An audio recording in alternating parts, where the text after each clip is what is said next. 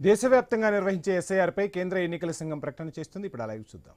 तकनीकी प्रगति और भविष्य की दिशा निर्देशों पर भी व्यापक चर्चा की गई। पिछले एसआईआर की मतदाता सूची से मैनुअल भी और तकनीकी तरीके से भी दोनों स्तरों पर मिलान का कार्य लगभग पूरा कर लिया गया है और इसके तैयारी के आधार पर अब चयनित राज्यों में एसआईआर का दूसरा चरण प्रारंभ किया जाएगा। याद रहे, एसआईआर का प्रमुख उद्देश्य है हर योग्य मतदाता को सूची में शामिल करना और अयोग्य को मतदाता सूची से हटाना। आइए अब पीपीटी के माध्यम से आपको विस्तार में एसआईआर के इस फेज 2 के बारे में बताते हैं।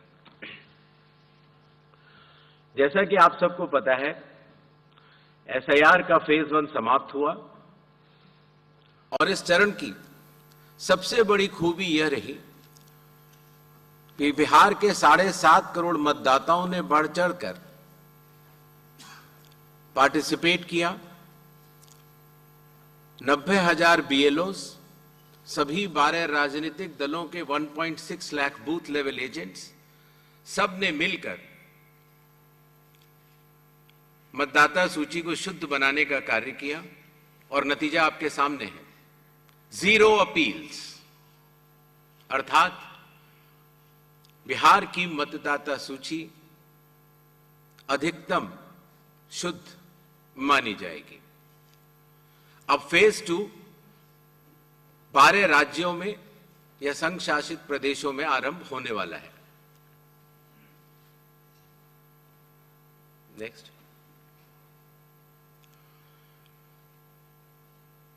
किसी भी मतदाता के लिए जो उसकी अर्हताएं हैं वो संविधान के अनुच्छेद 326 में लिखी गई हैं, अर्थात भारत का नागरिक होना, कम से कम आयु 18 वर्ष की होना, उस विधानसभा क्षेत्र का सामान्य निवासी होना और किसी अन्य कानून से उसको डिस्क्वालीफाई न किया गया हो।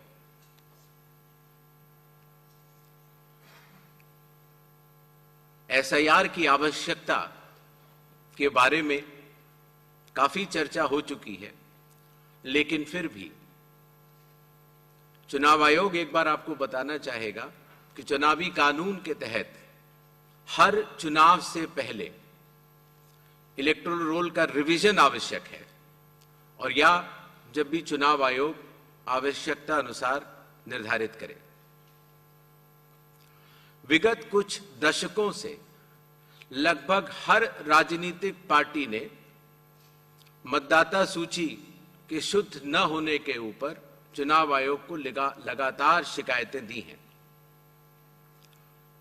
पहले सन 1951 से लेकर 2004 तक लगभग 8 बार स्पेशल इंटेंसिव रिवीजन इस देश में चुनाव आयोग ने कराया है और आखिरी इंटेंसिव रिवीजन लगभग 21 साल पहले 2002 से लेकर 2004 की मियाद में पूरा किया गया था। इस लंबे दौर में, 2 दशकों से भी अधिक लंबे दौर में, मतदाता सूची में कई परिवर्तन आवश्यक हो जाते हैं, जैसे कि भारत की विकास गाथा के साथ साथ लोगों का माइग्रेशन के साथ साथ कई बार उनका वोट पुरानी जगह भी बना रह जाता है और नई जगह भी बन जाता है, अर्थात एक से जगह ज्यादा रजिस्टर होने वाले वोटर्स। कई बार किसी की डेथ होने के बाद भी उसका नाम न हटाया जाना या गलती से किसी भी विदेशी नागरिक का नाम मतदाता सूची में आ जाना। इन चारों कारणों की वजह से चुनाव आयोग ने निर्णय लिया कि पूरे देश में चरणबद्ध तरीके से एसआईआर कराया जाए और इसकी पहली कड़ी बिहार आपके सामने समाप्त भी हो चुकी है और बड़े सफलतापूर्वक लोगों ने चुनाव आयोग पर विश्वास भी जताया है। एसआईआर करते समय एक बहुत बड़ी संख्या में चुनावी कर्मी चुनाव आयोग के साथ कंधे से कंधा मिलाकर काम करते हैं। आपको पता होगा कि लगभग हर 1000 वोटर के ऊपर एक पोलिंग स्टेशन औसत तौर पर हो जाता है। हर पोलिंग स्टेशन पर एक सरकारी कर्मचारी बूथ लेवल ऑफिसर के तौर पर कार्य करता है। एक विधानसभा क्षेत्र में 300 या 400 के बीच में लगभग पोलिंग स्टेशंस होते हैं और हर विधानसभा क्षेत्र में एक इलेक्टोरल रजिस्ट्रेशन ऑफिसर होते हैं। वो भी सरकारी कर्मचारी होते हैं और एसडीएम के स्तर के होते हैं और उनके अंडर में ये सारे बीएलओज कार्य करते हैं। इलेक्टोरल रजिस्ट्रेशन ऑफिसर को सहायता करने के लिए assistant electoral officer registration officers भी होते हैं, जो कि लगभग हर तहसील में एक या उससे अधिक होते हैं। ईआरओ एक सब डिविजनल मजिस्ट्रेट के लेवल का अधिकारी होता है, जिसकी कानूनी जिम्मेदारी होती है कि वो मतदाता सूची ड्राफ्ट तैयार करे, जनमानस से मिले हुए क्लेम्स एंड ऑब्जेक्शंस को रिसीव करे और उनके ऊपर एक निर्णय ले और उसके बाद एक फाइनल मतदाता सूची प्रकाशित करे। ईआरओ के इस निर्णय के बाद अर्थात फाइनल मतदाता सूची प्रकाशित करने के बाद अगर किसी भी सिटीजन ऑफ इंडिया को उस विधानसभा क्षेत्र में रहने वाले किसी भी मतदाता को अगर कोई भी अपील करनी हो तो वो उस जिले के जिला अधिकारी के पास कर सकता है और अगर वह जिलाधिकारी के निर्णय से भी असंतुष्ट हो तो उस राज्य के चीफ इलेक्टोरल ऑफिसर के पास अपनी सेकंड अपील दायर कर सकता है। यह मैं इसलिए आपको बता रहा हूं कि बिहार में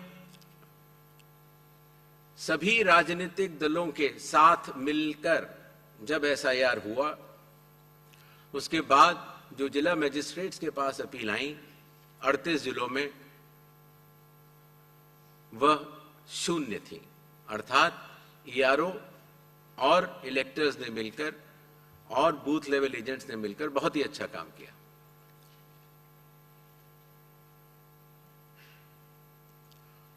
एसआईआर के समय ईआरओज और एईआरओज मिलकर सबसे पहला जो काम करेंगे वो इन्यूमरेशन फॉर्म्स को प्रिंट करेंगे। जिन राज्यों में एसआईआर हो रहा है या अभी होने वाला है, उनकी मतदाता सूची आज रात को 12 बजे फ्रीज कर दी जाएगी और उन हर मतदाता को जिसका नाम उस सूची में है, उसको एक यूनिक इन्यूमरेशन फॉर्म प्रिंट करके बीएलओ उसके घर देने जाएंगे। इन्यूमरेशन फॉर्म में वो आवश्यक डिटेल्स होंगे जो कि आज की मतदाता सूची में हैं। जब बीएलओ फॉर्म्स डिस्ट्रीब्यूट करना शुरू करेंगे एग्जिस्टिंग इलेक्टर्स को, उसके बाद इन्यूमरेशन फॉर्म में जिसका भी नाम है वो उसको लिंक करने का प्रयास करेंगे कि क्या उन्हीं का नाम 2003 की सूची में था। अगर था तो उनको कोई भी कागज और नहीं देने होंगे। इसी तरीके से अगर उनका नाम स्वयं नहीं था और उनके पिताजी या माताजी का नाम था तो भी उनको कोई और कागज नहीं देने होंगे। तो ये लिंकिंग और मैचिंग, बिहार जब हमने एसआईआर किया था तो सिर्फ बिहार की अवेलेबल थी और आज पूरे देश की 2002 से 4 में हुए एसआईआर की मतदाता सूची जो लिंक दिया गया है voters.eci.gov.in पर कोई भी देख सकता है और इस मैचिंग को स्वयं भी कर सकता है। बीएलओज बूथ लेवल ऑफिसर्स एसआईआर की प्रमुख कड़ी होते हैं। जब वो घर जाते हैं तो कई बार ऐसा भी हो सकता है कि किसी और व्यक्ति की उम्र उस घर में 18 साल के ऊपर की हो गई हो, तो हाथ की हाथ उसी समय वो उनका फॉर्म 6 भी भरवा लेंगे और डिक्लेरेशन भी ले लेंगे और उसकी मैचिंग और लिंकिंग भी पुराने एसआईआर से कर लेंगे। कई बार हमारे मतदाता अगर पढ़ने या लिखने में उनको दिक्कत है तो बूथ लेवल ऑफिसर उनको इन्यूमरेशन फॉर्म भरने में मदद भी करेगा और मदद करने के बाद इस तरह के सारे इन्यूमरेशन फॉर्म्स मैचिंग और लिंकिंग करने के बाद वो ईआरओ और एईआरओ को जमा करेगा। कई बार एक बार जब बूथ लेवल ऑफिसर घर जाता है तो या तो कुछ मतदाता अवेलेबल नहीं होते या कहीं गए होते हैं और या उनको मैचिंग या लिंकिंग करने में कोई समय लग रहा हो, तो ऐसे केस में बूथ लेवल ऑफिसर्स दूसरी बार भी जाएंगे और तीसरी बार भी जाएंगे। 3 बार हर बीएलओ हर घर जाएगा। जो प्रवासी लोगों की समस्या को हटाने के लिए जो राज्य से कुछ समय के लिए बाहर गए हुए हैं लेकिन वहीं के सामान्यतः रहने वाले हैं, वो ऑनलाइन भी भर सकते हैं और खास तौर से कई बार अर्बन वोटर्स को, क्योंकि उनके दिन के समय ही ऑफिस आवर्स रहते हैं, तो वो भी ऑनलाइन भर सकते हैं। बूथ लेवल ऑफिसर का यह भी कार्य होगा कि जब वो इन्यूमरेशन फॉर्म देता है तो इन्यूमरेशन फॉर्म दस्तखत करके मतदाता को वापस भी करना होता है। तो अगर मतदाता की मृत्यु हो चुकी हो या वो स्थायी रूप से प्रवास कर चुका हो या वो एक से जगह ज्यादा रजिस्टर हो गया हो तो वो उस जगह दस्तखत नहीं कर पाएगा और ऐसे लोगों की शिनाख्त करना भी बीएलओ की जिम्मेदारी है।